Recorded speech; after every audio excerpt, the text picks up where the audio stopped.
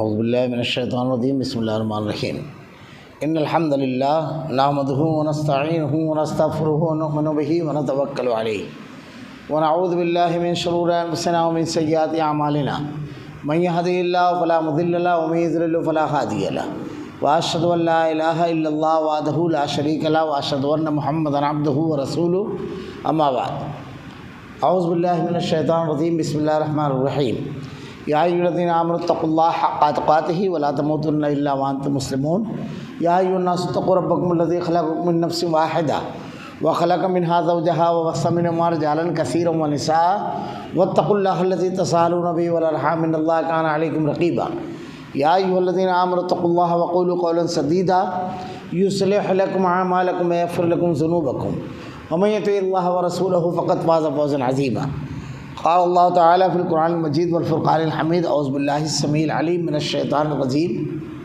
بسم اللہ الرحمن الرحیم لقد من اللہ علی المؤمنین اذ بعث فیہم رسولا منہم یتلو علیہم آیاتہ ویعلمہم الکتاب والحکمہ ویزکیہم انک انت العزیز الحکیم بسم اللہ الرحمن الرحیم لقد کان لکم فی رسول اللہ اسوۃ حسنہ تمام تعریفیں اللہ رب العالمین کے لیے جو تمام جہانوں کا یک و تنہا خالق و مالک ہے، اور بے شمار درود و سلام اللہ کے آخری نبی حضرت محمد صلی اللہ علیہ وسلم پر۔ معزز حاضرین، جو عنوان خطبہ جمعہ کے لیے منتخب کیا گیا اس میں باتیں تشنا رہ گئی، اس لیے یہ ہوا کہ اسی عنوان کو جتنا ہو سکے اتنا، جتنا ممکن ہے اتنا پورا کر لیا جائے۔ اللہ کے رسول صلی اللہ علیہ وسلم کی سیرت کی جامعیت، اللہ کے نبی صلی اللہ علیہ وسلم کی شخصیت زندگی کے ہر معاملے میں ہمارے لیے اسوہ اور نمونہ ہے۔ آدمی کسی بھی شعبے سے اگر زندگی کے تعلق رکھتا ہے، وہ میدان تجارت میں بازاروں میں چلنے والا مال لا کر کے اور مال سپلائی کرنے والا تاجر ہے، تو بہترین اصول تجارت آپ کی زندگی میں ہے۔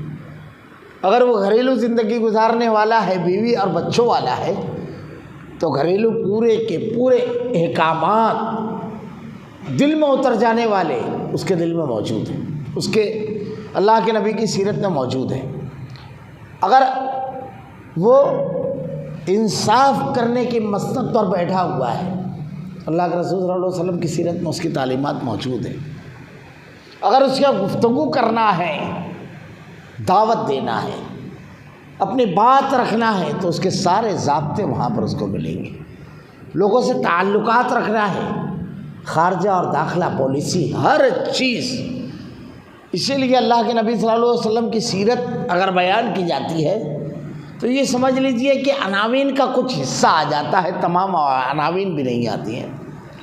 اور اس میں ایک خاص طور سے میں جمعہ کے خطبے میں جو تذکرہ کیا کہ ایک واقعہ، صرف واقعہ ہجرت، اگر اس کو ہم تفصیل کے ساتھ پڑھیں تو موجودہ ہمارے تمام حالات کا حل اسی میں موجود ہے۔ ہماری زندگی میں، ہمارے سماج اور معاشرے میں ہر شخص کو اگر کامیاب ہونا چاہتا ہے تو اس کو سیرت کا مطالعہ کرنا چاہیے۔ آپ اخلاق کیسا تھا آپ کا کردار کیسا تھا؟ اللہ کے نبی صلی اللہ علیہ وسلم کے بارے میں حضرت معاویہ بن حرام ایک صحابی کہتے ہیں، یہ اصل میں مدینہ سے کچھ دور چلے گئے تھے اور نماز میں کئی تبدیلیاں ہوئی ہیں۔ پہلی تبدیلی تو یہی کہ 17 مہینے تک مسلمانوں نے نمازیں قبلہ اول مسجد اقصیٰ کی طرف رخ کر کے نماز پڑھی۔ اس کے بعد اللہ تعالیٰ نے قبلہ تبدیل کیا۔ پہلے جو چھوٹی بھی رکعتیں ہوتی تھی تو مسبوق نمازی پوری کر کے نماز میں ملتا، نماز میں سلام کرتے، اس کا جواب دیتے۔ بعد میں آہستہ احکامات آتے گئے، تمام چیزوں کو ممانعت ہوتی گئی۔ تو معاویہ بن حرام کہتے ہیں کہ میں چونکہ مدینہ سے دور رہتا تھا، تھوڑا سا کنارے کی طرف روز نہیں آ پاتا تھا، تو بہت کم شریک ہوتا با جماعت۔ اب جب میں آیا نماز کے لیے تو کسی کو چھینک آئی، میں نے حسب سابق جواب دے دیا۔ اب جب جواب دیا تو لوگوں نے مجھ کو کنکھیوں سے دیکھنا شروع کیا۔ میں نے کہا میری ماں مجھ پر گم پائے، کون سا غلط کام کر دیا نماز کی حالت میں؟ تو لوگوں نے اپنے پیروں پر ران پر مارنا شروع کیا تاکہ یہ خاموش ہو جائے۔ تو وہ کہتے ہیں یہ سب نئی چیز تھی اور مجھے تو سرزد ہوا. ایک ایسی غلطی اگر تمام لوگوں کے درمیان ایک آدمی سے ہو جائے تو بڑی خفت رہتی ہے اس کے اندر، کیونکہ اب ڈانٹ سننا ہے، بڑا معاملہ ہو گیا. حضرت معاویہ بن حرام رضی اللہ تعالیٰ عنہ ارشاد فرماتے ہیں کہ جب نماز ختم ہوئی، اللہ کے نبی صلی اللہ علیہ وسلم نے مجھ کو اپنے پاس بلایا اور میرا ہاتھ اپنے سینے پر رکھا، اپنا ہاتھ میرے سینے پر رکھا. واللہ میں اس کی ٹھنڈک ابھی بھی محسوس کرتا ہوں. اور اس کے بعد کچھ نہیں کہا، نہ ڈانٹا نہ مجھ کو کوئی سخت جملہ کہا، صرف اتنا ارشاد فرمایا معاویہ نماز ذکر تسبیح اللہ کی بڑائی اور پاکی یہ بیان کرنا ہے، تسبیح اور تحمید یہ اس کا نام ہے. صرف اتنا کہا.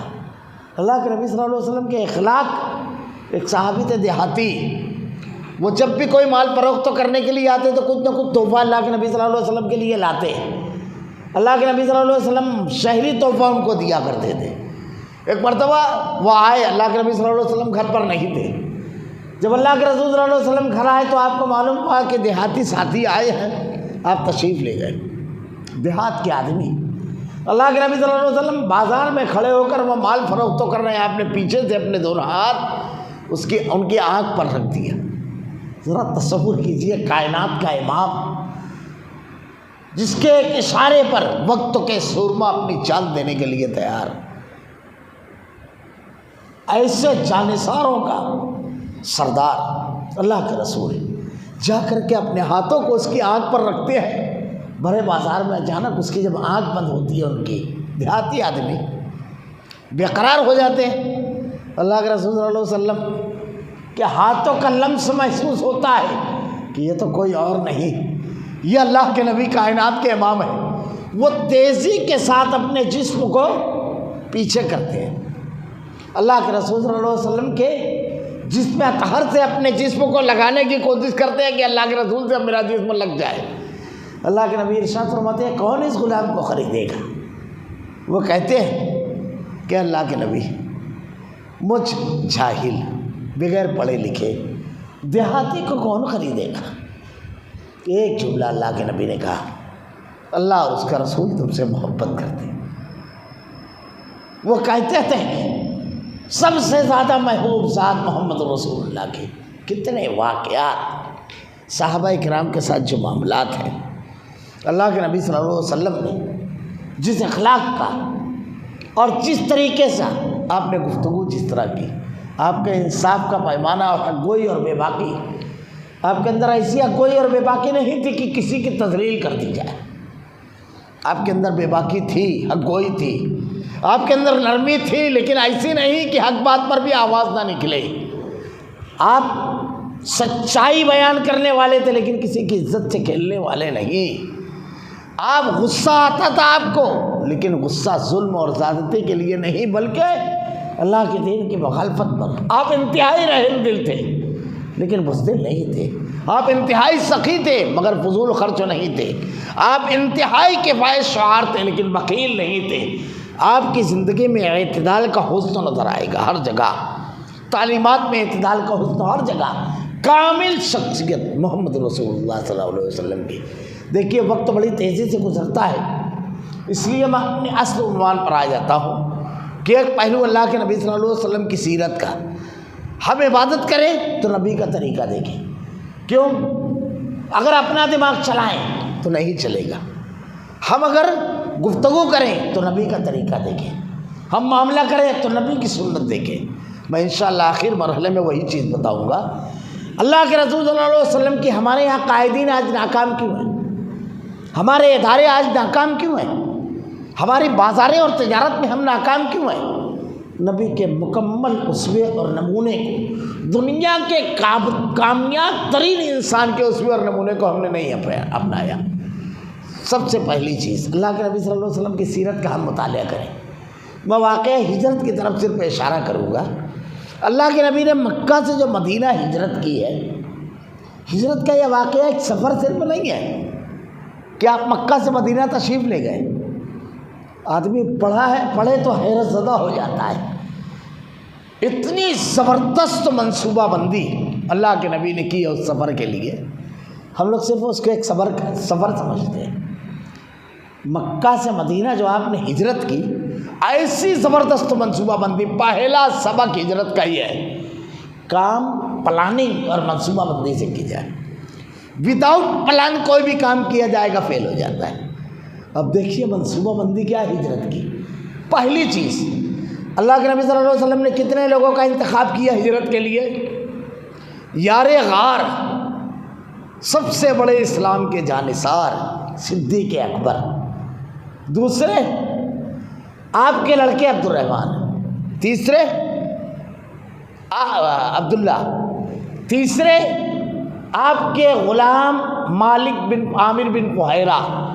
چوتھے عبداللہ بن اریقط، اور خود اللہ کے نبی صلی اللہ علیہ وسلم. اب سب کا الگ الگ کام. میں نے خطبے میں بتایا تھا کہ اللہ کے نبی صلی اللہ علیہ وسلم ایسا نہیں اس کو کیوں ان پانچوں کا انتخاب کیا تھا. یہ دیکھیے، سب سے پہلی چیز یہاں آئیے. عبداللہ بن اریقط یہ مسلمان نہیں تھے، اور ہجرت سے پہلے اللہ کے نبی صلی اللہ علیہ وسلم نے جب حضرت ابوبکر صدیق رضی اللہ تعالیٰ عنہ کو جا کر خبر دی تو دوپہر کا وقت تھا.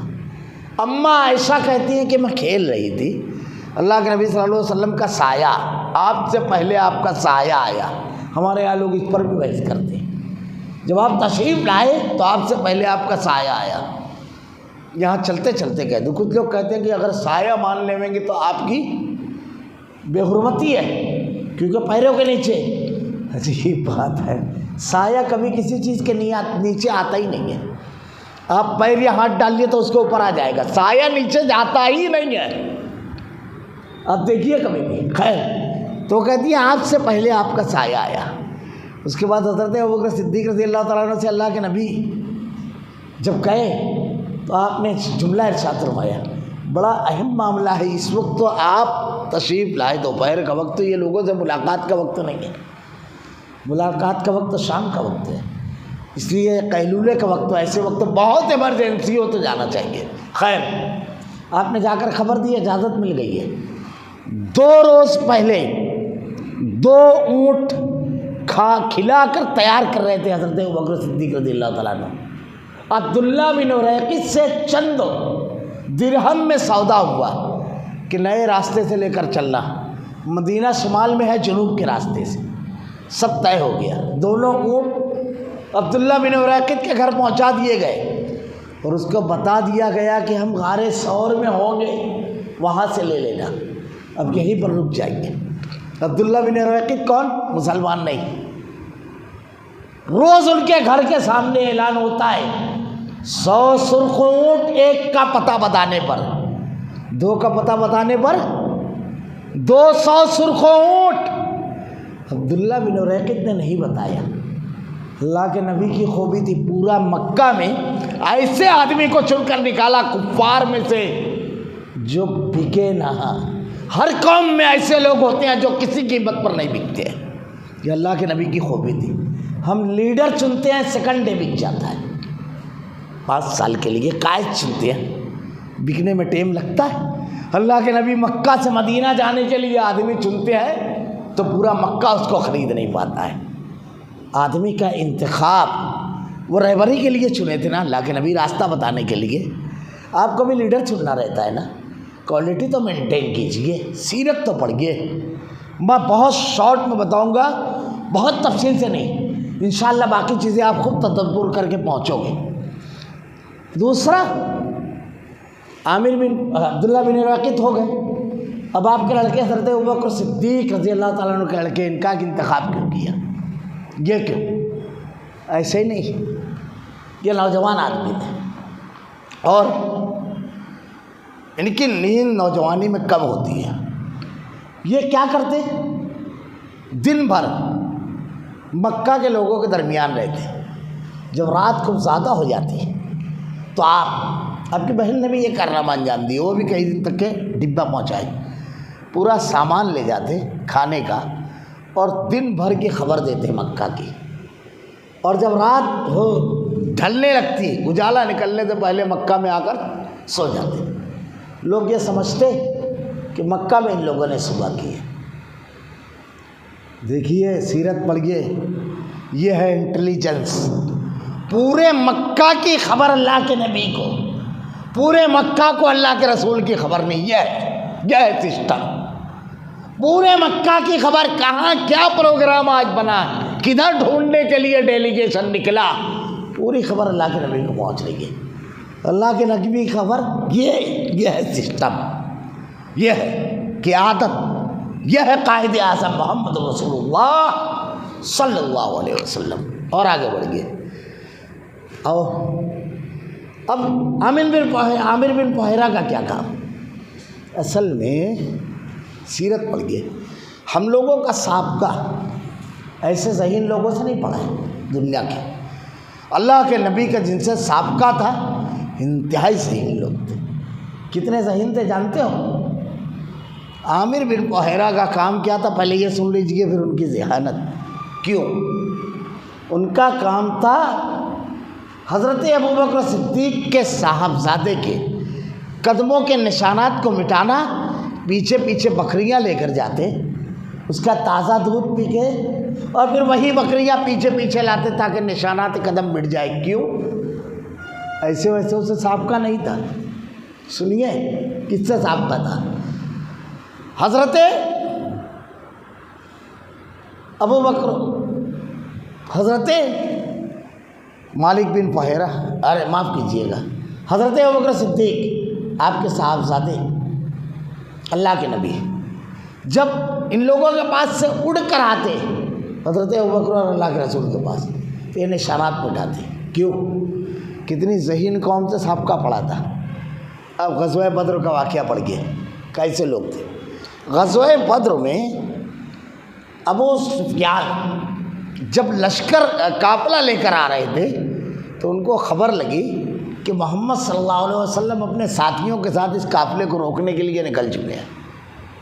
تو ایک مقام پر پورے قافلے کو روکا اور اپنے برادر نسبتی کو ساتھ لیا اور خود آگے گئے۔ ایک مقام پر گئے تو وہاں پر لوگوں سے پوچھا کچھ نئی چیز ہوئی؟ کہا ہاں، ابھی 2 لوگ یہاں اونٹ بیٹھا کر کے نکلے ہیں۔ ابو سفیان مشرکین مکہ کے لشکر کے قافلے کے سالار، اور بدر کے بعد سپہ سالار تھے، یہ سردار مکہ۔ یہ فوراً نیچے اترے، ایک لکڑی تھی ہاتھ میں، اس سے اونٹ کی مینگنی توڑی اور جھٹکے سے کھڑے ہو گئے اور گھوڑے پر سوار ہوئے اور کہا یہ مدینہ کے اونٹ ہے۔ کیسے پہچانا تھا؟ مدینہ کے لوگ اپنے اونٹ کو جو چارہ دیتے تھے تو کھجور کی گٹھلی کوٹ کر کے اس میں ڈالتے تھے۔ اتنے ذہین لوگوں سے پالا تھا، سابقہ تھا کہ اونٹ کی مینگنی دیکھ کر سوار کا پتہ بتاتے تھے۔ وہ ایسے ویسوں سے نہیں تھا۔ تو اللہ کے نبی کی منصوبہ بندی بھی ویسی ہی تھی۔ پڑھیے ایک مرتبہ سیرت اللہ کے رسول صلی اللہ علیہ وسلم، ایک یہ وقت نہیں ہے، ایک واقعے کا تجزیہ کیجیے، سمجھ میں آ جائے گا۔ اور آگے بڑھ گئے۔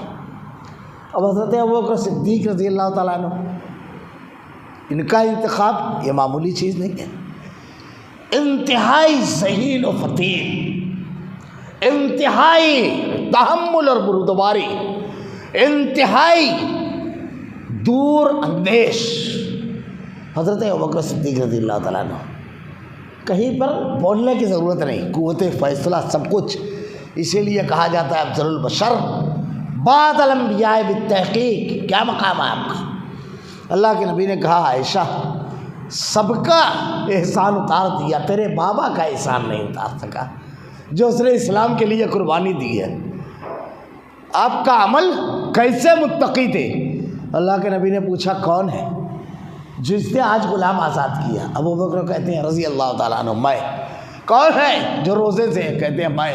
کون ہے جس نے مریض کی عادت کی؟ کہتے ہیں میں۔ کون ہے جو جنازے میں شریک ہوا؟ ہر سوال کے جواب میں اکیلے صدیق، کہتے ہیں میں۔ اللہ کے نبی سے پوچھتے ہیں اللہ کے رسول کوئی ایسا ہے جس کو جنت کے سارے دروازے آواز دیں گے، جیسے روزے دار کے لیے ریان ہے۔ اللہ کے نبی کہتے ہیں مجھ کو امید ہے صدیق وہ تم ہوگے، مجھ کو امید ہے وہ تم ہوگے۔ یہ معمولی شخصیت حضرت اس قدر ذہین، کتنے ذہین، اذا جاء نصر اللہ والفتح ورأیت الناس يدخلون فی دین اللہ افواجا، یہ سورت جب نازل ہوئی سب خوشی منا رہے تھے، صدیق رو رہے تھے، ابو بکر صدیق۔ لوگوں نے کہا اس بزرگوں کو دیکھو، بوڑھے کا لفظ ہے کہ خوشی کی آیت ہے کہ دین میں لوگ فوج در فوج داخل ہو جائیں گے، تو بجائے خوشی منانے کے یہ رو رہا ہے۔ جب لوگوں نے پوچھا تو کیا بیان کیا؟ یہ فراست صدیق ہے، یہ تدبر ہے، یہ ذہانت ہے۔ ہم نے صحابہ کی ذہانت کے واقعات نہیں پڑھے، ان کی فقاہت کے واقعات نہیں پڑھے، اس لیے عام شخصیات کے پیچھے ہمارے لوگ گئے، پڑھا ہی نہیں گیا۔ حضرت ابوبکر صدیق کہتے ہیں کہ اب جب اللہ کی مدد آ گئی، لوگ فوج در فوج داخل ہو رہے ہیں اسلام میں، اور اللہ کے نبی کو کہا جاتا ہے تو اللہ کی بڑائی تسبیح بیان کر اور توبہ کر، مطلب اللہ کے نبی کا کام ختم، اب رفیق اعلیٰ کے پاس جانا ہے۔ اتنی دور تھی آپ کی نظریں۔ خیر میں شارٹ کر رہا ہوں۔ حضرت ابوبکر صدیق رضی اللہ تعالیٰ عنہ، حضرت ابوبکر صدیق رضی اللہ تعالیٰ عنہ آپ ساتھ میں تھے۔ جب آپ نکلے تو کیا کیا؟ پورا مال لے لیا۔ آپ کے والد نابینا تھے، گھر میں بچوں سے پوچھتے ہیں صدیق کو چھوڑ کر گیا ابوبکر؟ کہاں بہت پتھر رکھ دیا۔ ایسے جانثار گھرانے کے تھے صدیق اکبر، پورے گھر کو ایسا تیار کیا تھا۔ جب آپ اور اللہ کے نبی غار ثور پہ پہنچے، ذرا سا پڑھ گیا واقعہ۔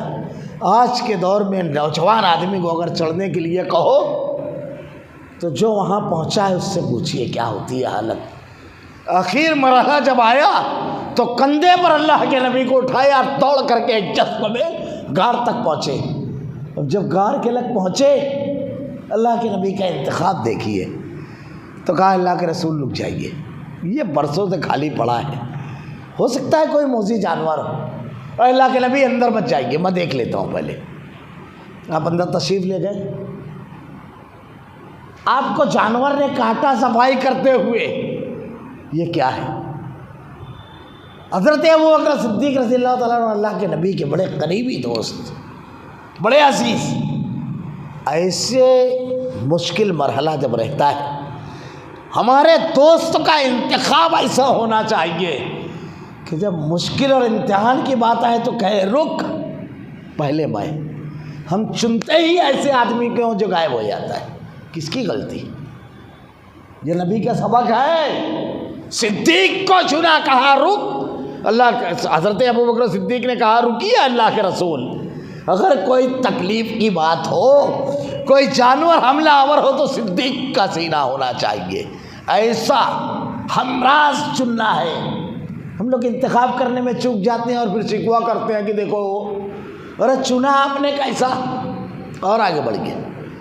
حضرت ابوبکر صدیق رضی اللہ تعالیٰ عنہ کو اللہ کے نبی کی کتنی فکر ہو، کیسے آپ کے چاہنے والے، اشارہ صرف کرو کیسے۔ حضرت ابوبکر صدیق رضی اللہ تعالیٰ عنہ اللہ کے نبی سے ارشاد فرماتے ہیں، آپ نکلے، اللہ کے نبی جب آپ نکلے تو کبھی آپ راستے میں دائیں ہو جاتے ہیں، کبھی بائیں، مدینہ جاتے ہوئے۔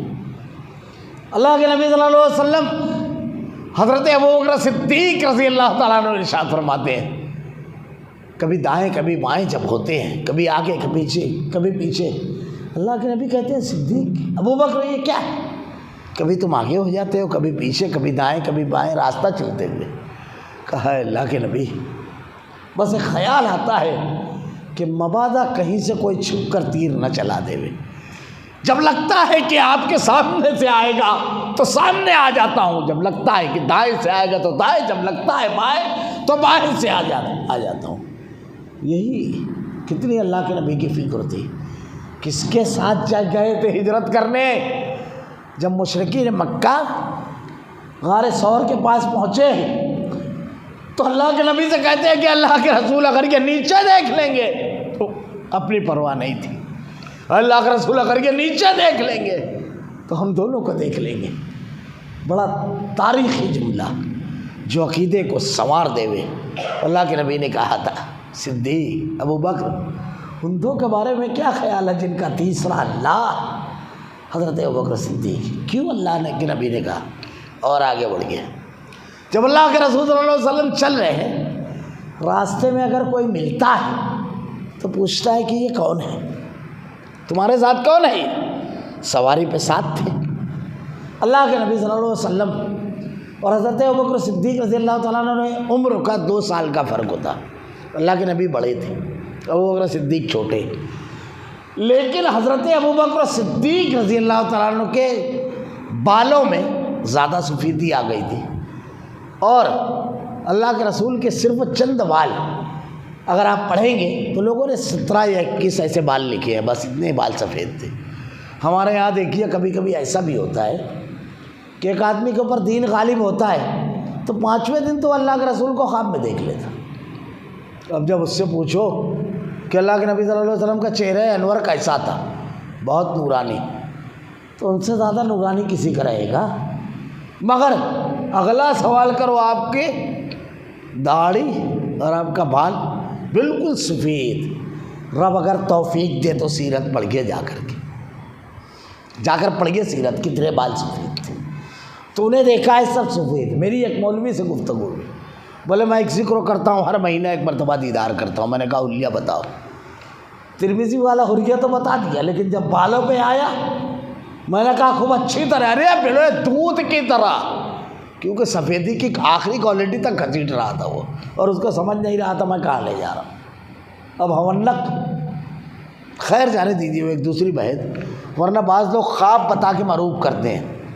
اگر ہم قرآن پڑھیں دین پڑھیں, خواب سچا اگر کوئی بتا کر معروف کرے, معروف مت ہونا. قرآن نے پہلے ہی سمجھایا ہے. فرعون نے سچا خواب دیکھا تھا. حضرت یوسف علیہ السلام کے پاس جو دونوں قیدی تھے کون تھے؟ وہ کافر تھے اور خواب سچا. خواب کی تعبیر بتانے سے پہلے آپ نے دعوت دی, ما تعبدون من دونہ الا اسماء سمیتموها انتم وآباؤکم ما انزل اللہ من سلطان. میں چلتے چلتے ایک بات کہہ دیا, کسی کے خواب سے کبھی مروب ہونا نہیں, مروب نہیں ہونا کسی کے خواب سے کبھی. یہ قرآن نے پہلے ہی ضابطہ دے دیا ہے. اب آگے بڑھ گیا. نہ خواب سچا بالکل ضمانت کے ساتھ نبی کا ہوتا ہے.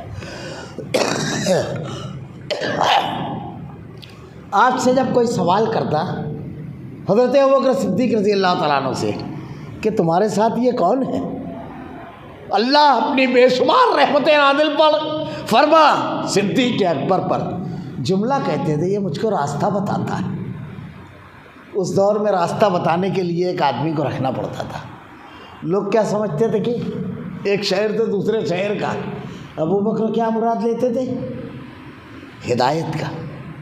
جواب دیکھیے, ہمارا اسپیکر اتنا ٹاپ ہونا چاہیے, سینسیٹو سوال کا ایسا جواب دے کہ اپنا مطلب نکال لے اور سامنے والا کچھ نہ بول پائے.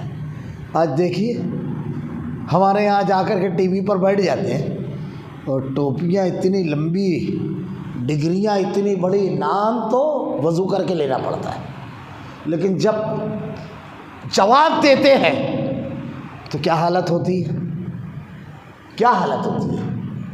جواب ایسا پھنس جانے والا دیتے ہیں, اللہ کی پناہ پوری قوم کی لٹکیاں ڈبو دیتے ہیں.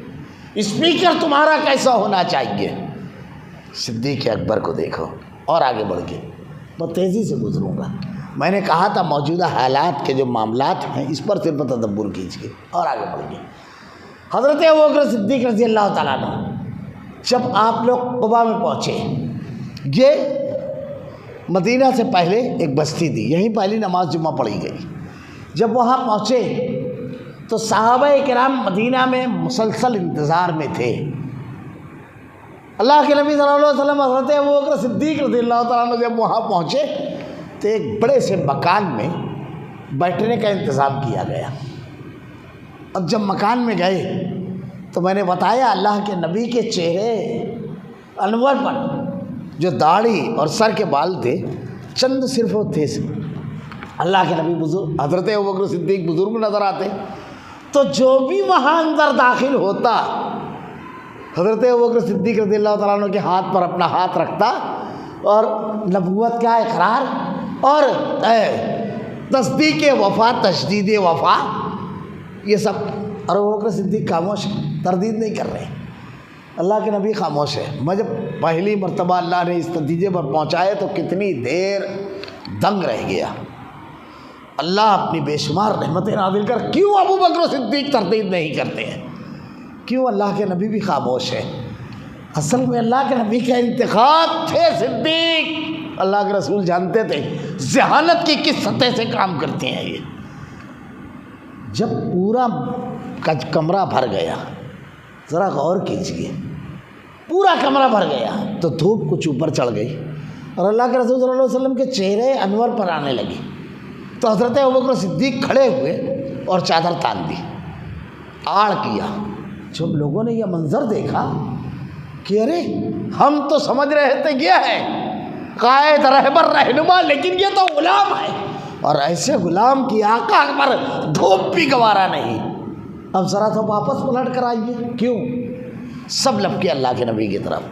اصل میں جب آغاز ہوا، جب یہ لوگ پہنچے تو جو ملنے والے تھے اکثر لوگ، زیادہ تر اللہ کے نبی اور حضرت ابوبکر سے ملے نہیں تھے، بالکل نئے لوگ تھے، نئے لوگ. حضرت ابوبکر صدیق رضی اللہ تعالیٰ عنہ چاہتے تھے وفاداروں میں اگر کوئی غدار آ جائے، دھوکے سے حملہ کرنے والا، تو صدیق کا سینہ ہو. جب یقین ہو گیا کہ جانثاروں کی پوری ٹیم ہے تو اٹھ کر غلامی کا اس طرح اعلان کیا. اللہ کے نبی صلی اللہ علیہ وسلم کی واقعات، سیرت کے، میں صرف اشارے کر رہا ہوں، ہم نے پڑھا ہی نہیں، ہم نے جانا ہی نہیں. اللہ نے کیسا بنایا تھا، بے مثال صورت تیرے معیار کمالات بنا کر دانستہ مصور نے قلم توڑ دیا. بلغ العلا بکمال ہی کشفت تجا بجمال ہی حسنت جمیع خصالہ صلو علیہ وآلہ حسن یوسف دم عیسیٰ ید بیضا داری آنچ خوبہ ہمادار اندتو تنہا داری. اللہ نے کیسا بنایا تھا، جامع کمالات. ایک پہلو صرف بتایا ہوں. اللہ کے نبی صلی اللہ علیہ وسلم کسی کام کو جب کرنا چاہتے تھے تو کام کی منصوبہ بندی اور ایگزیکٹ آدمی کا انتخاب. اب یہی سے اپنے تمام معاملات پر ہم غور کر لیں. یہ صرف وہ ایسا نہیں ہے کہ قیادت میں ہم ایگزیکٹ لوگوں کا انتخاب کرتے ہیں. ہم صرف ایسا نہیں ہے کہ تعلیمی ادارے بناتے ہیں، جب مساجد اور مدارس بناتے ہیں، جب جس میدان کا آدمی ہے اس کا ماہر ہے، وہ اس فن کا کیا ہوتی ہے ہماری چوائس. فیل ہمارے ادارے نہیں ہے، ہمارا انتخاب ہے. کبھی کبھی گھر میں ہوتا ہے، ایک باپ ہے، اللہ نے اس کو صاحب مال بنایا، 3 بیٹے 4 بیٹے ہیں. اب ایک بیٹا جو ہے فرما برداری میں ویسا نہیں ہے، تھوڑا سا نرم گرم ہے، لیکن کاروبار میں بہت تیز ہے. اب باپ کیا کرتا ہے، جو فرما بردار ہے اس کے ہاتھ میں کاروبار دیتے تھے، وہ تیز نہیں ہے. نتیجہ کیا ہوتا ہے، آپ نے دونوں کو ضائع کر دیا، کام بھی خراب اور غلط آدمی کو غلط کام دیا، آدمی کو بھی ضائع کر دیا. اللہ کے نبی کی سیرت پڑھیے، سیرت. اللہ کے رسول صلی اللہ علیہ وسلم نے کس جگہ کے لیے کیسے انتخاب کیا، یہ صرف ایک پہلو تھا. اللہ کے نبی صلی اللہ علیہ وسلم خود کس قدر ذہین تھے. ایسے قائد اعظم کہ تاریخ اس کی مثال نہیں پیش کر سکتی. میں نے اس وقت تو کہا تھا آپ غزوہ احزاب کو پڑھیے، کیسے حالات تھے، خوف کا کیسا عالم تھا. اللہ کے نبی کی ذہانت، مکی زندگی پوری دیکھیے. اللہ کے نبی صلی اللہ علیہ وسلم دار ارقم میں، ہم لوگ واقعہ پڑھ جاتے ہیں، چھپ کر کے عبادت کیا کرتے تھے. 3 سال خفیہ چلائے. ارقم بن ارقم یہ کون تھے؟ یہ وہ قبیلے سے تعلق رکھتے تھے جن کی اللہ کے نبی کے قبیلے سے کبھی نہیں بنی. تو کوئی سوچ ہی نہیں سکتا تھا کہ ان کے یہاں جائے پناہ ان کے یہاں رہے گی، کوئی سوچ ہی نہیں سکتا تھا. دوسری بات، ان کا جو مکان ہے پہاڑ کے بالکل اس میں تھا، بغل میں نیچے یعنی چلتے چلتے آدمی اندر داخل ہو جائے اور سمجھ میں نہ آئے. اونچائی پر نہیں تھا. حکمتیں جو تھی جہاں حضرت عمر رضی اللہ تعالیٰ عنہ جا کر کے آپ نے اسلام قبول کیا تھا اور آگے بڑھ گئے. کیسی منصوبہ بندی تھی. حضرت ابو ذر غفاری رضی اللہ تعالیٰ عنہ، صرف اشارہ ہی کر رہا ہوں بس، حضرت ابو ذر غفاری رضی اللہ تعالیٰ عنہ یہ آئے اللہ کے نبی کے پاس. پہلے اپنے بھائی انیس کو بھیجا تحقیق کر لیں، پھر اس کے بعد اللہ کے رسول صلی اللہ علیہ وسلم کے پاس آیا. اب حرم میں پڑے ہوئے حضرت علی رضی اللہ تعالیٰ عنہ، پہلے دن، دوسرے دن، تیسرے دن، وہ لمبا واقعہ میں چھوڑ دیتا ہوں پورا تفصیلات. تینوں دن حضرت علی ان کو گھر لے کر کے گئے. کہا تمہارا کام نہیں ہوا. کہا میرا کام دوسرا ہے اصل میں. جب ان کو لگا کہ یہ اس راز کو کھولیں گے نہیں تو کہا میں محمد صلی اللہ علیہ وسلم کے بارے میں سنا، انہوں نے رسالت کا اقرار کیا، اعلان کیا، میں ان سے ملنا چاہتا ہوں اگر تم رازداری برتو. حضرت علی کہتے ہیں کہ تم صحیح آدمی تک آ گئے، میرے پیچھے پیچھے آؤ، لیکن اگر کوئی پہچان کا ملا تو میں جوتے کا تسمہ سیدھا کرنے لگوں گا، تم نکل جانا پیدل. یہ حضرت علی ایکسیڈنٹلی نہیں ٹکرائے تھے، حضرت ابو ذر غفاری تھے. مکہ کے لوگوں کو سود نہیں ہے کہ کیوں ہے، لیکن اللہ کے نبی کا جو سسٹم تھا، نیا آدمی ہے، نہ اس کے رشتہ دار ہیں، نہ تجارت کا مال ہے، پھر آیا کیوں؟ تو اللہ کے نبی بھٹکنا نہیں پڑا. ایک آدمی پہلے ہی سے لگا دیا اللہ کے رسول. یہ یوں ہی نہیں تھا، یہ سب سمجھ گئے، یہ سیرت پڑھ گئے، سیرت محمد رسول اللہ صلی اللہ علیہ وسلم کی. اللہ کے نبی صلی اللہ علیہ وسلم کی واقعات کی طرف جاؤ. اب ایک طرف اور ایک طرف بہت تیزی سے گزروں گا. کیوں آپ کی اتباع دنیا پیش تو کرے ایسی مثال، ایسی ذہانت، ایسا سیاسی تدبر، ایسی قوت فیصلہ، ایسی قیادت، ایک مثال پیروں کی دھول کے برابر نہیں.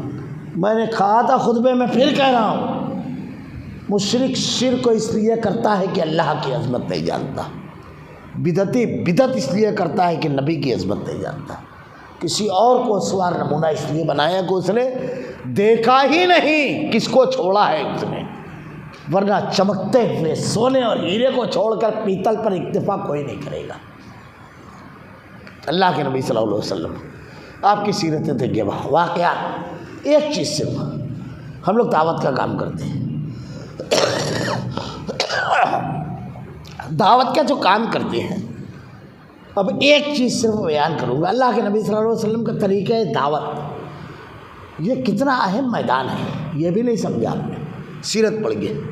اللہ کے نبی صلی اللہ علیہ وسلم نے دعوت کا آغاز کیا 13 سال مکہ میں. 2 ہجری میں غزوہ بدر، کتنے صحابہ؟ 313. اس کے بعد 3 ہجری میں غزوہ احد 700 ہے. اس کے بعد 4 ہجری غزوہ خیبر، صلح حدیبیہ 5 اور 6 اور خیبر 1400. اس کے بعد صلح حدیبیہ سے غزوہ خندق، اس سے پہلے غزوہ احزاب، اس میں کل 1400. اس کے بعد آخری غزوہ اللہ کے نبی صلی اللہ علیہ وسلم صلح حدیبیہ، ناجنگ کو معاہدہ ہوا اس میں 1400 تعداد. اس سے پہلے غزوہ احزاب کتنے؟ کب تک؟ 6 ہجری. 7 ہجری شروع ہو گئی. کتنی تعداد؟ اللہ کے نبی کے ساتھیوں کی 1400. یہ مقابلہ آرائی کا ٹائم چل رہا ہے. اب صلح حدیبیہ جب ہوئی تو اس میں یہ طے پایا کہ 10 سال ناجنگ و معاہدہ، کوئی جنگ نہیں کریں گے ہم، نہ ہمارے ساتھیوں پر تم حملہ کرو گے نہ تمہارے ساتھیوں پر ہم. وہ ایک لمبی تفصیل ہے. ورنہ صلح حدیبیہ اسلام کا نشستہ ثانیہ، اللہ تعالیٰ نے اس کو فتح مبین کہا. رب نے کہا، لگتا ہے دب کر شرطیں، لیکن ابھار تو یہیں سے آیا. کتنے؟ 1400. لیکن جب یہ ہوا تو صحابہ کرام کے الفاظ دیکھیے تاریخ میں، اتنی لمبی مدت بغیر رکاوٹ کے دعوت، اتنی لمبی مدت. کیا ہوا اس کے بعد؟ 1 سال بعد جب ان لوگوں نے معاہدہ توڑا، 10,000 کا لشکر جرار لے کر کے 8 ہجری میں اللہ کے نبی نے مکہ فتح کیا. 9 ہجری میں غزوہ تبوک 30,000، 10 ہجری میں حجۃ الوداع 1,14,000، ریشو دیکھیے۔ اب دعوت کا کھلا میدان ملا۔ یاد رکھیے، اس پر میں لمبی بات نہیں کر سکتا، وقت تو نہیں ہے۔ دعوت اللہ یہ بنیاد ہے، ہم لوگ دوسری چیزوں پر محنت کر رہے ہیں۔ یہ واحد میدان ہے جہاں پوری 1400 سالہ تاریخ میں ہم کبھی نہیں آ رہے۔ سیاسی محاذ پر ہم ہارے، معاشی محاذ پر ہم نے شکست تو کھائی، حکومتیں ہم سے چھینی گئی، لیکن دعوت کا محاذ ایسا ہے، نظریاتی محاذ، یہاں ہم نے کبھی شکست نہیں کھائی۔ ہم نے دشمن کو آخری سرے پہ لے جا کر مارا۔ میں صرف ایک واقعے کی طرف اشارہ کر رہا ہوں، ہم نے یہی محاذ چھوڑ دیا، یہاں ہم کو کوئی شکست تو نہیں دے سکتا۔ آج کے دور میں یورپ میں دنیا کے تمام مذاہب سے 500% تیزی سے پھیلنے والا مذہب اسلام ہے، 500%۔ آگے بڑھیے۔ لین پول، سیڈیو، لامارے، پروفیسر ٹائن بھی، یہ انتہائی تعصب پسند مورخین ہیں۔ تاریخ میں ہمیشہ یہ ہوا ہے، حاکم کا جو مذہب وہ رعایا کا مذہب، ہمیشہ یہ ہوا۔ لیکن لین پول جیسا تعصب پسند مورخ لکھتا ہے کہ پہلا واقعہ ہے انسانی تاریخ کا کہ صرف 100 سال کے اندر حاکم لوگوں نے اپنے غلاموں کا مذہب قبول کیا۔ تاتاری وسط ایشیا سے جب اٹھے، پورے بلاد اسلامیہ کو رون ڈالا، لیکن دیکھیے 100 سال کے اندر انہوں نے اسلام قبول کر لیا۔ اپنے غلاموں سے عقیدے اور نظریے کے محاذ پر شکست تو کھا گئے۔ اقبال نے کہا ہے نا، آیا یورش تاتار کے افسانے سے، پاسباں مل گئے کعبے کو صنم کھانے سے۔ وہ یہی تھا کہ وہاں سے پھر اسلام کے سپاہی نکلے۔ یہ معمولی چیز نہیں ہے۔ آج ہم اس محاذ کو چھوڑ کر کے ہر جگہ محنت کر رہے ہیں، سب سے زیادہ توانائی یہی لگانا چاہیے۔ یہ محاذ ایسا ہے، آج تو ٹیبل پر ڈائلاگ کا دور ہے، صحیح انداز میں۔ اب دعوت کیسے دی جائے، انداز کیا ہوتا ہے اس کا؟ اللہ کے نبی صلی اللہ علیہ وسلم کی سیرت پڑھیے۔ آپ نے عتبہ کے سامنے الگ آیتیں تھے پڑھی، طفیل بن عمرو دوسی کے سامنے الگ آیتیں پڑھی۔ ہر کسی کو ایک ہی دوا نہیں دی جاتی ہے، کینسر کا مریض ہے تو الگ، ٹی بی کا ہے تو الگ۔ آپ دیکھیے پہلے یہ ایک پہلو۔ اس کے علاوہ اب یہاں پر آتا ہوں، ایک حدیث صرف بیان کر کے میں آگے بڑھ جاؤں گا۔ آپ کے یہاں گھڑی بڑی تیز چلتی ہے، بڑا مسئلہ ہے۔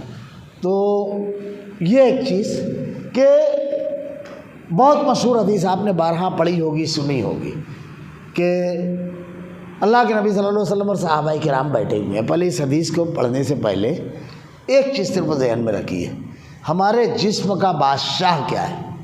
دماغ۔ سائنس کی زبان میں بات کر رہا ہوں، یہ میں ایسے کر رہا ہوں تو یہ کیسے ہو رہا ہے؟ یہ دماغ آرڈر دیتا ہے تو ایٹومیٹکلی ہاتھ پیر یہ سب حرکت کرتے ہیں، ہے نا؟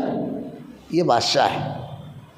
اب ہم لوگ بحث جب کرتے ہیں تو نماز میں کیسے رکوع سے اٹھ کے ہاتھ اٹھانا چاہیے اس پر کرتے ہیں، ہے نا؟ حرکت پہ بحث کرتے ہیں، جو دماغ اس کا آرڈر دے گا اس پر نہیں آتی ہے۔ اللہ کے نبی کی سیرت پڑھیے۔ اللہ اپنی بے شمار رحمت نازل فرما کائنات کے اس امام پر۔ اللہ کے نبی صلی اللہ علیہ وسلم اور صحابہ کرام بیٹھے ہوئے ہیں۔ اب اللہ کے نبی صلی اللہ علیہ وسلم اور صحابہ کی موجودگی میں ایک دیہاتی آدمی اندر داخل ہوتے ہیں مسجد میں، دائیں دیکھتے ہیں بائیں دیکھتے ہیں، اور اس کے بعد کنارے کی طرف جا کر کھڑے ہو کے پیشاب کرنے لگتے ہیں دیوار سے اندر۔ صحابہ بڑی تیزی کے ساتھ روکتے ہیں۔ کس کو روک رہے تھے صحابہ؟ ایکشن۔ اللہ کے نبی کی دعوت دیکھیے، وہ کتنی تیزی کے ساتھ منع کیے ہوں گے۔ اگر ہم اس ماحول میں اپنے آپ کو روکو تو ارے رک رک رک، کیا یعنی آواز بھی پوری توانائی سے نکلے گی کہ روکا جائے کیسے بھی، ناپاکی پھیل رہی ہے۔ اللہ کے نبی نے لوگوں کو صحابہ کو روک دیا، اور صحابہ کو روکنے کے بعد اب یہ یہاں پر غور کرنے والی بات ہے، کسی صحابی نے کبھی کیوں نہیں کیا وہاں پیشاب؟ کیونکہ وہ مسجد کے بارے میں جانتے تھے، تو ان کا دماغ یہ بتا دیتا تھا کہ یہ عبادت گاہ ہے، طہارت گاہ نہیں ہے۔ فراغت کی جگہ نہیں ہے، تو دماغ نے کبھی وہ کرنے ہی نہیں دیا۔ اب وہ نہیں جانتے تھے۔ اللہ کے نبی نے ان کو بلا کر کے کیا جملہ کہا؟ آپ نے کہا یہ مسجد ہے، یہاں ذکر اور تلاوت کی جاتی ہے۔ اپنے دماغ سیدھا کیا، ایکشن نہیں، اور اس کے بعد صحابہ کرام سے کہا کہ ایک بالٹی پانی ڈال دو۔ میں بہت شارٹ میں بول رہا ہوں، کہاں محنت؟ یہاں دماغ کے آرڈر پر رکتا ہے۔ دماغ کو سیدھا کر دیجیے، خود بخود آدمی سیدھا ہو جاتا ہے، بہت اختصار کے ساتھ۔ اللہ کے نبی صلی اللہ علیہ وسلم کی سیرت طیبہ جب آدمی پڑھتا ہے، آپ کی کیسی اطاعت اور فرما برداری کرنا، یہ دین ہے۔ اگر اللہ کے نبی کی مخالفت کرے آدمی تو ہرگز کامیاب نہیں ہو سکتا۔ اللہ کے نبی کی صحابہ نے کیسی اطاعت اور فرما برداری کی۔ اللہ کے نبی نماز کی حالت میں، اچانک آپ نے جوتا نکال کر پھینک دیا، سب نے نکال کر پھینک دیا۔ اللہ کے رسول صلی اللہ علیہ وسلم کہتے ہیں جبرائیل نے مجھ کو آ کر کے بتایا کہ غلاظت لگی ہے تو میں نے اتارا، تم؟ کہا اللہ کے رسول ہم کو کسی چیز کی ضرورت نہیں، آپ کو کرتے ہوئے دیکھا بس۔ یہ اللہ کے نبی کی اطاعت اور فرما برداری ہے۔ اللہ کے رسول صلی اللہ علیہ وسلم کی زبان اقدس سے نکلا سمعنا واطعنا، سنا اور اطاعت کی، مان لیا۔ اللہ کے رسول صلی اللہ علیہ وسلم کی اتباع، عشق یہ لفظ بازاری اور گھٹیا ہے، اسی لیے نبی کے لیے استعمال نہیں ہوتا ہے، یہ مقدس رشتوں کے لیے استعمال نہیں ہوتا ہے۔ قاضی سلیمان منصور پوری رحمۃ اللہ عالمین کے جو مصنف ہیں، اور اردو زبان میں سیرت کی کوئی کتاب نہیں ہے جس میں آپ کو اس کا حوالہ نہیں ملے گا، یہ ماخذ ہے، مصدر ہے یہ، رحمۃ اللہ عالمین انہوں نے لمبی بحث کی ہے۔ یہ لفظ جو ہے اس میں جنون کا معنی پایا جاتا ہے عشق میں، اس لیے مقدس رشتوں کے لیے اس کو استعمال نہیں کیا جاتا، ماں کے لیے بہن کے لیے کوئی نہیں استعمال کرتا۔ محبت اس میں تقدس کا معنی پایا جاتا ہے، اس لیے اس کو استعمال کیا جاتا ہے۔ محبت رسول کیا ہے؟ صرف آپ کی ذات سے نہیں، آپ کی ذات اور بات دونوں سے، صرف آپ کی ذات سے نہیں، آپ کی ذات اور بات دونوں سے، ورنہ آپ کی ذات سے تو ان لوگوں نے بھی محبت کی تھی جو آپ کے قتل کے در پہ ہو گئے تھے، مشرکین مکہ۔ ابو لہب، ہمارے یہاں لوگ سناتے ہیں نا کہ آپ کی پیدائش پر خوش ہو گیا، وہ بحث الگ ہے، لیکن جب پہلی مرتبہ آپ نے سب لوگوں کو جمع کر کے کہا کہ لوگوں اس پہاڑی کے پیچھے ایک لشکر ہے، جب میں کہوں تو تم مان لو گے؟ لوگوں نے کہا ہاں، اس لیے کہا آج تک جھوٹ کا تجربہ نہیں کیا۔ ابو لہب وہاں موجود، آپ کا سگا چچا۔ اللہ کے نبی نے کہا قولوا لا الہ الا اللہ، کہو لوگو اللہ ایک ہے، کہو۔ وہیں ابو لہب کہتا ہے تبا لک لہذا جماعتنا یا محمد، نعوذ باللہ، استغفر اللہ ثم استغفر اللہ۔ آپ کی ذات سے محبت تھی، اس کو آپ کی بات سے نہیں۔ ابو طالب کو آپ کی ذات محبوب تھی، آپ کی بات نہیں، ایمان نہیں ملا آخر تک۔ آپ کی ذات کے ساتھ ساتھ آپ کی بات سے بھی محبت ہونا چاہیے۔ اور آپ کی بات سے محبت کیسے ہے؟ کیسے آپ کی بات سے محبت ہے؟ اللہ کے نبی کی زبان اقدس سے نکلا ہوا جملہ اگر آ جائے تو بڑی سے بڑی شخصیت کو قربان کر دینا، یہ محبت رسول ہے۔ کتنی بڑی شخصیت؟ نبی سے بڑی کوئی شخصیت نہیں۔ مستد احمد کی روایت اٹھائیے، حضرت عمر فاروق رضی اللہ تعالیٰ عنہ اللہ کے نبی صلی اللہ علیہ وسلم کی جناب میں تورات کے کچھ اوراق لے کر آئے، مطالعہ کرنے لگے، پڑھنے لگے۔ آپ کا چہرہ انور بدل گیا۔ حضرت ابوبکر صدیق نے اشارہ کیا، یہ اللہ کے نبی کے دائیں بائیں دست و بازو تھے، یہ دونوں رک گئے۔ اللہ کے رسول کی چہرہ انور پر جب نظر پڑی تو اللہ کے نبی صلی اللہ علیہ وسلم نے ارشاد فرمایا لو کان موسیٰ حیا۔ ہمارے یہاں زندگی اور موت پر بحث ہوتی ہے اولیاء کی، یہاں نبی کی بات ہے۔ اگر آج موسیٰ زندہ ہوتے، ہمارے یہاں گستاخی کہتے ہیں کچھ لوگ، اگر کسی کی موت کہہ دے تو حتیٰ اذا حضر یعقوب الموت، خیر جانے دیجئے، ہر جگہ توفیٰ اور موت کا لفظ ملے گا۔ ابو بکر کہتے ہیں من کان یعبد محمدا فإن محمدا قد مات۔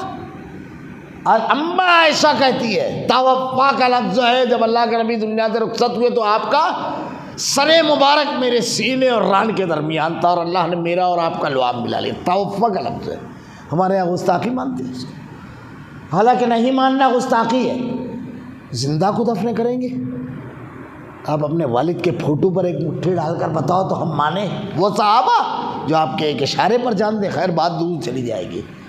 تو اللہ کے رسول صلی اللہ علیہ وسلم کہتے ہیں کہ اگر لوکان موسیٰ حیا، اگر آج موسیٰ زندہ ہوتے تو ان کی اتباع پیروی، مقام نبوت، اتباع نبوت، محبت رسول یہ ہے کہ نبی کی بھی آ جائے تو نہیں مانیں گے۔ یہ نہیں ہے کہ امام کی آ جائے، مفتی کی آ جائے، محدث کی آ جائے، بزرگ کی آ جائے، نبی کی قربان کرو نا۔ کلام نبی پر، اگر مقام نبوت پر بیٹھے ہوئے کسی ذات کی بھی بات آئے تو نہیں مانتے۔ یہ ہمیں یہ تعلیم، یہ سبق محمد رسول اللہ صلی اللہ علیہ وسلم نے دیا۔ کیا کہتے ہیں حضرت عمر فاروق، اللہ اپنی بے شمار رحمتیں نازل فرمائے، یہ عقیدہ اور منہج تھا، رضیت باللہ ربا وبالاسلام دینا وبمحمد نبیا۔ آگے بڑھ گئے واقعات۔ اللہ کے نبی صلی اللہ علیہ وسلم کے بعد صحابہ کرام میں اختلاف ہوا۔ ہمیں یہاں بڑا عجیب و غریب معاملہ ہے۔ آج اگر کسی مسلمان سے بہت سب سے بڑی ضرورت کیا ہے مسلمانوں کی، تو کہے گا اتحاد و اتفاق، لمبی چوڑی تقریر کرے گا۔ میں بہت اختصار سے کہوں، ایک بہت بڑے عالم گزرے ہیں مولانا ابراہیم میر سیالکوٹی رحمہ اللہ۔ 1938 میں ایک پروگرام ہوا کلکتہ میں، انہوں نے خطاب کرتے ہوئے بڑا پیارا جملہ کہا تھا، اتحاد اور اتفاق دو چیزیں۔ تو اتحاد ذریعہ ہے اور اتفاق مقصد۔ تو جب تک آپ ذریعے پر محنت نہیں کریں گے، مقصد کا فائدہ آپ کو نہیں ملے گا، مقصد آپ پا ہی نہیں سکتے۔ ہم لوگ اتفاق پر اتحاد پر محنت کرتے ہیں، حالانکہ کس پر محنت کرنا چاہیے؟ اتفاق۔ اتفاق ذریعہ ہے، اتحاد اسی کا پھل ہے، یاد رکھیے۔ اگر ہم متفق ہوں گے تو متحد ہوں گے۔ اللہ کے نبی نے کیا کیا؟ کتنے قبیلوں میں بٹے تھے؟ 300 سے زیادہ بت تھے، آپ نے کچھ نہیں کیا، پہلے سب کو متفق کیا ایک اللہ پر، سب کو متفق کیا ایک قائد رسول اللہ پر، خود بخود متحد ہو گئے۔ ہمارے یہاں ہم قیادت بھی نہیں چھوڑیں گے، گروہ اور جماعتیں بھی نہیں چھوڑیں گے، متفق نہیں ہوں گے اور اتحاد کی بات کرتے ہیں۔ اتحاد ہے، اتفاق، اتفاق کا نتیجہ ہوتا ہے اتحاد۔ یہ اللہ کے نبی نے 1400 سال پہلے سمجھایا۔ خیر بات طویل ہو رہی ہے۔ اللہ کے نبی کے بعد پہلا اختلاف آپ کی وفات پر جو ہوا، موت پر، حضرت عمر تلوار نکال لی ہے، مشہور واقعہ ہے، ایک بات کچھ نہیں۔ حضرت ابوبکر صدیق رضی اللہ تعالیٰ عنہ نے کہا، کیا کہا؟ وہ محمد اللہ رسول قد خلت من قبلہ الرسل افئن مات او قتل انقلبتم علی اعقابکم۔ آیت پڑھی، حضرت عمر رضی اللہ تعالیٰ عنہ کہتے ہیں مجھ کو ایسا لگا میرے پیروں میں طاقت نہیں ہے، بیٹھ گیا میں۔ ہر صحابی کی زبان پر وہی دلیل آ گئی۔ یہ تھا ہمارے یہاں جو کہتے ہیں نا صحابہ کا منہج، یہ ہے صحابہ کا منہج کہ دلیل آنے پر کوئی رکتا نہیں تھا۔ اب کسی نے نہیں کہا ارے وہ تو 40 دن تک کے ایک وضو سے نماز پڑھتے ہیں، 80 سال ان کی عبادت ایسی ہے، وہ تو ہوا میں کوئی نہیں کہا۔ کیا مقام کے لوگ تھے وہ؟ حضرت عمر، اللہ کے نبی نے کہا تیری مثال موسیٰ کی طرح ہے۔ رب سے مانگا تھا عمر کو اللہ کے نبی نے، معمولی مقام ہے، اللہ سے مانگا تھا۔ ترمذی اٹھا کر دیکھیے، لیکن کسی نے ان کی فضیلتیں نہیں بیان کی۔ کائنات کے افضل ترین انسان پر نازل ہوئی کتاب کی ایک آیت آ گئی، اور آگے بڑھ گئے۔ حضرت ابوبکر صدیق، دوسرا اختلاف کہاں دفن کیا جائے؟ کسی نے کہا مکہ لے چلو، کسی نے کہا مسجد اقصیٰ۔ ابوبکر صدیق نے کہا ایک روایت میرے پاس ہے، نبی کی جہاں وفات ہوتی ہے وہیں تدفین کی جاتی ہے، آپ نے ہجرت کے وقت بتایا تھا۔ سب خاموش۔ خلیفہ کون؟ 1 سال انصار، 1 سال مہاجرین، ایک روایت الائمۃ من القریش۔ سارا اختلاف ختم۔ ہمارے سامنے حدیثیں بھری پڑی ہے، قرآن پڑھا ہے۔ دعوی محبت میں وہ جوش ہے، وہ تیزی ہے کہ اللہ کی پناہ، لیکن کیا عمل ہے؟ دوسروں سے نہیں، اپنے سے پوچھئے۔ آخری بات اپنی ختم کروں گا۔ محبت معاف کیجیے گا. ایک ڈاکٹر کے پاس ہم جاتے ہیں, ابھی اتباع نبی کی باتوں کو ماننا اور اس کے اوپر عمل. ایک ڈاکٹر کے پاس گئے, اس نے چیک اپ کیا, کہا تم کو شوگر ہے, میٹھا بند, رک گئے. پریشر ہے, تیل کی چیزیں بند, رک گئے. پتھری ہے, کیلشیم کی چیزیں بند, رک گئے. اب بڑے دسترخوان پر تو ٹماٹر کی طرف ہاتھ نہیں بڑھا رہے, چیکو کی طرف, کیونکہ کیلشیم بہت ہے. رک جاتے ہیں نا, کیوں؟ اس لیے کہ بیماری بڑھے گی, تکلیف بڑھے گی, موت بھی آ سکتی ہے. ڈاکٹر کا چیک اپ کبھی کبھی غلط بھی ہوتا ہے. ہمارے یہاں ایک بزرگ ہوتے, ڈاکٹر نے چیک کر کے کہا کہ تم کو السر ہے, اب ثقیل غذا مت کھاؤ. تو ہلکی پھلکی غذا کھاتے تھے, آخر میں ایسا وہ ان کے ہاتھیں سکڑ گئی. اب ایک بڑے ہاسپٹل میں, بڑے شہر میں گئے 20 سال بعد, تو ڈاکٹروں نے کہا تم کو کبھی السر تھا ہی نہیں. اب ان کے ہاتھیں سکڑ گئی, وہ کھا نہیں سکتے تھے. وہ کہتے تھے ڈاکٹروں کے بارے میں, وہ جو کہتے ہیں نا کان میں سے دھواں نکالتا ہے, یعنی آپ سن نہیں سکتے. ڈاکٹروں پہ وہ جو تبصرہ کرتے تھے, چونکہ ہوئی تھی سزا انہوں نے بھگتی, لیکن ڈاکٹر جب بولتا ہے تو ہم رک جاتے ہیں.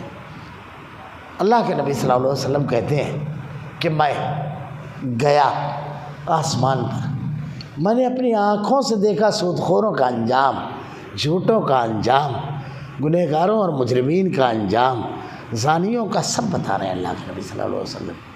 یہ انجام کسی اور سے نہیں, اپنے آپ سے. اس دل پر ہاتھ رکھ کر کے کہیے جہاں نبی کی محبت دھڑکتی ہو. دونوں پہلو, کیا واقعی ہم نے نبی کی ذات سے ساری ذاتوں کو چھوٹا مانا, نبی کی ذات کو ساری ذاتوں سے برتر مانا؟ دونوں پہلو سے کہہ رہا ہوں. اب اتباع اور اطاعت کے پہلو سے, ماننے اور فرمانبرداری کے. دل پر ہاتھ رکھ کے کہیے, ہم کتنی مرتبہ کہتے ہیں سود نہیں چلتا, اللہ کے نبی نے منع کیا. جیسے کھانے کے ٹائم کہتے ہیں میٹھا نہیں چلتا, اصل میں شوگر ہے, تم مومن ہو, یہ نہیں چلتا ہے. کتنی مرتبہ, کسی اور سے نہیں, اپنے آپ سے سوال کریں, خود ہمارا کردار جواب دے گا. کتنی مرتبہ محمد الرسول اللہ کی بات آنے پر ہم یہ کہہ دیتے ہیں اب کسی کی نہیں چلے گی کائنات کے امام کے سوا. کتنی مرتبہ, یہ کسی اور سے نہیں, ہم اپنے آپ سے پوچھیں کیا واقعی ہم آپ کی ذات سے اور آپ کی بات سے محبت کرنے والے ہیں؟ اللہ رب العالمین سے دعا ہے رب العالمین حقیقی محبت محمد رسول اللہ صلی اللہ علیہ وسلم کی اطاعت اور فرما برداری کا جذبہ دے رب العالمین. اللہ تیرے نبی کا اسوہ اور نمونہ اپنانے کی توفیق دے رب العالمین. الہ العالمین ہمارا خاتمہ ایمان پر فرما. ربنا لا تزغ قلوبنا بعد إذ هديتنا وهب لنا من لدنك رحمة إنك أنت الوهاب.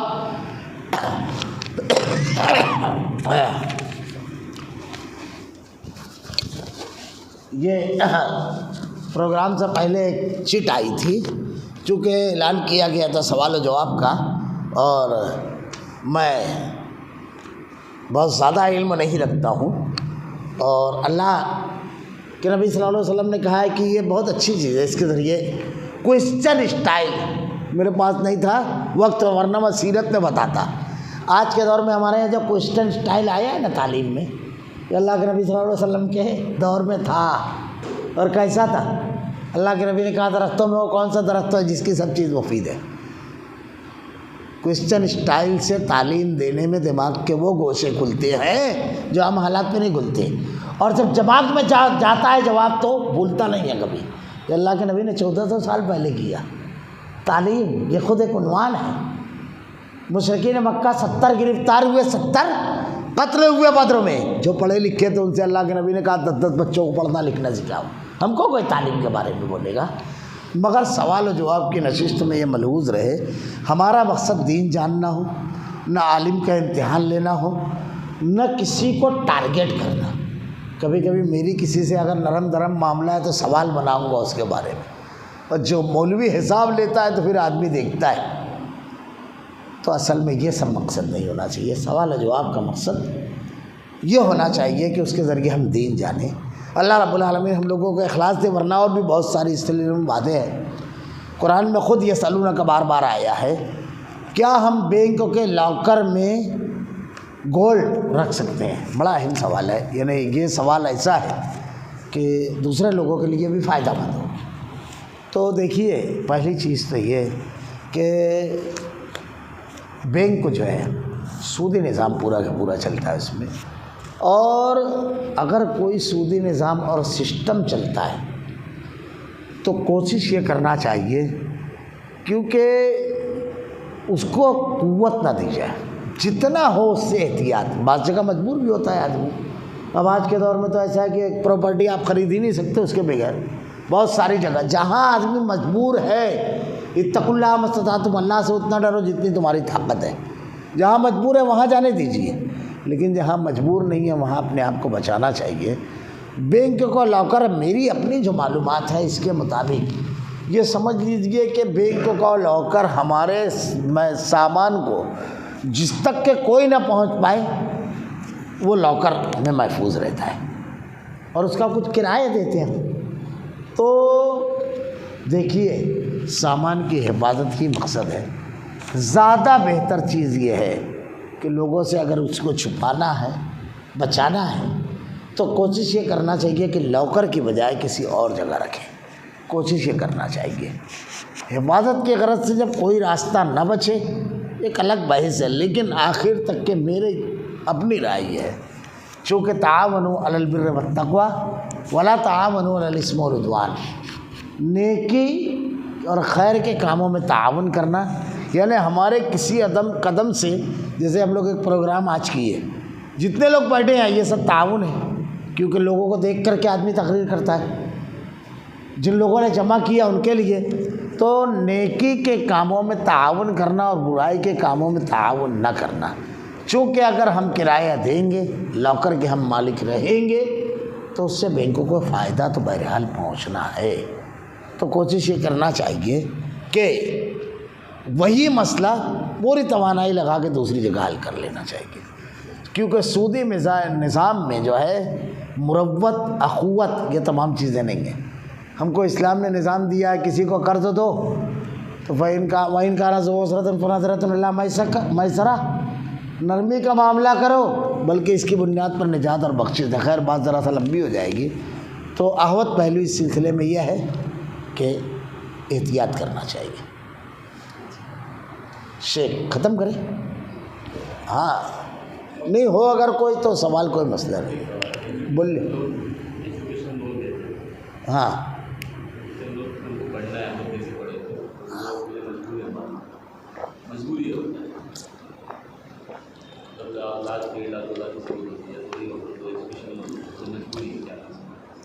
یہ جو ایجوکیشن لون آپ بتا رہے ہیں، لون، اس کی شکل کیا ہوتی ہے؟ ایک ہوتا ہے کہ گورنمنٹ کچھ مدد کرے، ہے نا، ایک ہوتا ہے کہ گورنمنٹ کچھ قرض دے۔ قرض کی بھی شکلیں رہتی ہے۔ امدادی جو قرض رہتا ہے تو اس میں ایسا رہتا ہے کہ آپ کو یہ 10 سال میں لوٹانا ہے وداؤٹ انٹریسٹ، لیکن 10 سال میں اگر آپ نے نہیں لوٹایا تو 2% انٹریسٹ اس پر لگے گا، 3 سال میں آپ کو لوٹانا ہے۔ ایک شکل یہ ہوتی ہے، یہ شکل ہے تو یہ جائز نہیں ہے، حرام ہے۔ اس کی وجہ یہ ہے کہ اگر بے لین دین جو ہے اس کی شرط میں اگر سود آ جائے گا تو وہ جائز نہیں ہے۔ دکتور فضل الرحمن مدنی حفظہ اللہ رحمہ اللہ ان کے فتاوے میں مفصل بحث یہ موجود ہے۔ ایسی بہت ساری اسکیمیں آپ کو ملے گی جس میں ایک مدت دی جاتی ہے، اتنے مدت تک آپ کو انٹریسٹ نہیں ہے، لیکن اس مدت کے اندر اگر آدمی نہیں بھر پایا، زندگی اور موت کا کوئی بھروسہ نہیں، حالات بدلنے کا کوئی بھروسہ نہیں، صبح اٹھ کر مودی نے اعلان کر دیا بھائی کل سے لاک ڈاؤن، تو ایک ہمالے نہیں کر سکتا، تو کل کیا ہوگا کسی کو معلوم ہے کیا؟ نہیں معلوم ہے۔ کرونا چلا ہے تو پھر کیا کریں گے؟ لوگ تو دروازے نہیں کھولتے ہیں، لیکن ادھر تو چالو رہے گا نا۔ تو اس لیے ایسا کوئی لین دین جس میں سود داخل ہے وہ نہیں لینا چاہیے۔ اب دوسری چیز آتی ہے گورنمنٹ کی ایسی اسکیم جس میں بطور مدد دی جاتا ہے، جیسے ہمارے یہاں بھی دیا جا رہا ہے خواتین کو، تو ایسی کوئی اسکیم ہے جس میں مدد دی جا رہی ہے، تو چونکہ ہر قسم کے ٹیکس کو ہم ادا کرتے ہیں اور وہ ہمارا ہی پیسہ ہے جو گورنمنٹ ہم کو لوٹاتی ہے، اور مسلمانوں کا مسئلہ یہ ہے کہ سودی اگر کوئی چیز ہوتی ہے تو ہم اس کو ناجائز ہے، بہت بڑا گناہ ہے، اس لیے کہ سود کا لینا دینا جو جملے قرآن میں اس کے لیے نقل کیے گئے ہیں کسی گناہ کے بارے میں نہیں ہے۔ فَأَذَنُوا بِحَرْبٍ مِّنَ اللَّهِ وَرَسُولِهِ، سود خور اللہ اور اس کے رسول سے جنگ کرتا ہے۔ تو ہم کو اس لیے اس سے بچنا چاہیے۔ اب رہ گئی بات یہ کہ اگر نہ ہو تو دیکھیے اسکالرشپ ہے، آج کے دور میں تو یہ سب چیزیں جو ہے نا یہ اب ویسی نہیں رہ گئی جیسے پہلے تھی۔ پہلے لوگوں کو علم نہیں تھا، نیٹ کا دور ہے، بہت ساری سوسائٹیاں ہیں جو بچوں کو کھڑا کرتی ہیں، اور اس کے باوجود بھی اگر نہیں ہے تو پھر اب ایک آدمی کہے کہ مجھ کو تو سواری ضروری ہے تو مجھ کو بینکوں سے لینا ہے، نہیں۔ اس کے بعد اللہ تعالیٰ نے آپ کے لیے نہیں لکھا ہے، اپنے آپ کو حرام سے روکنا آپ کے نزدیک اہم ہے، ڈگری اہم نہیں ہے۔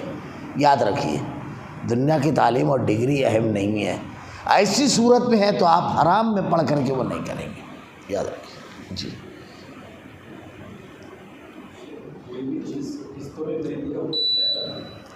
قسطوں میں کوئی چیز خریدیں تو اس کے بارے میں کیا حکم ہے؟ دیکھیے قسطوں میں جو ہے دو شکل ہوتی ہے، ایک تو ہم کسی چیز کو خریدنے کے لیے جائیں تو مارکیٹ میں جو اس کا فرض کر لیجئے کہ 15,000 روپئے کی ہے، بالکل کیش خریدیں گے تو، اور اگر ہم نے اس کو کچھ مدت پر خریدا، جیسے ہم نے 5,000 روپیہ دے دیا، اب 2,000 روپیہ ہر مہینہ دینا ہے تو ہم 5 مہینے میں، یا 1,000 روپیہ مہینہ دینا ہے تو 10 مہینے میں ہم وہ پورا پیمنٹ کریں گے، تو ایسی صورت میں ہم کو 15,000 روپیہ کی چیز ملتی ہے 17,000 یا 18,000 کی برابر۔ اس کے بارے میں علماء کرام نے واضح کیا ہے کہ جو حدیث کے اندر الفاظ ہیں کہ ایک بے پر ایک بے میں 2 بے، یہ جائز نہیں ہے، ایک بے میں 2 بے کرنا۔ اس کی سب سے آسان مثال، ہم گیس ایجنسی میں گئے، ہم کو سلنڈر چاہیے، گیس ایجنسی ایک بے میں 2 بے کرتی ہے، ہم کو بولتی ہے چولہا بھی لے، جبکہ مارکیٹ میں اس سے سستا ملتا ہے، یہ ہے ایک بے میں 2 بے، یہ جائز نہیں ہے۔ اب ایک چیز ہم لے رہے ہیں، اس کی اصل و قیمت جو ہے روکڑا وہ الگ ہے اور ادھار الگ ہے، علماء اس کا فتویٰ دیے ہیں علماء کرام کہ یہ جائز ہے، یہ ایک بے میں 2 بے نہیں ہے، 2 الگ الگ بے ہے۔